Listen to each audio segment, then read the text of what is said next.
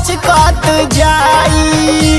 कांचे बांस के बहंगी बनाई कान्हे ले हब लचकत जाई। हो कान्हे ले हब लचकत जाई।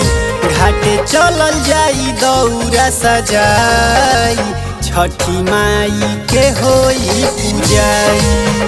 घाटे चलल जाई दौरा सजाई छठी माई के होई पूजाई।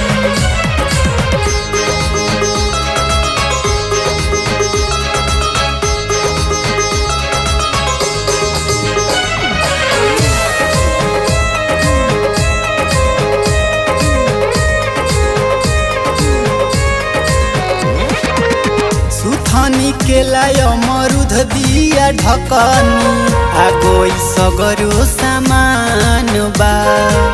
ले आई जाके रउआ सेउआ शरीफा घटल जवन सामान बा।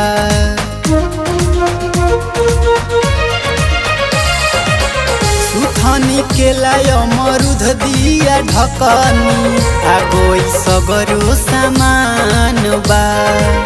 ले आई जाके रउआ सेउआ शरीफा घटल जवन सामान बा। देरे रौरा ना तनिको लगाई जाके मनियर से उखिया ले आई। देरे रौरा ना तनिको लगाई जाके मनियर से उखिया ले आई।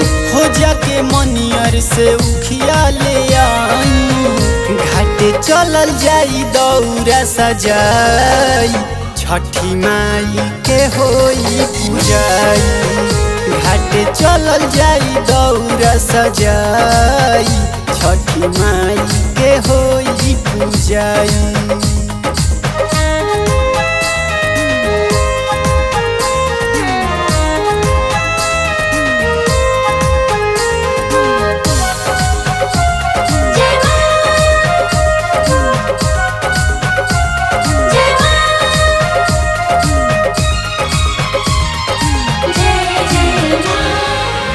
अम्मा के संगे गाइबो हम गीतिया छठी माई एगो दे दी है बिटिया। श्रवण मनीष के जाके बोलाई पूजा करे के बताई है लो विधिया।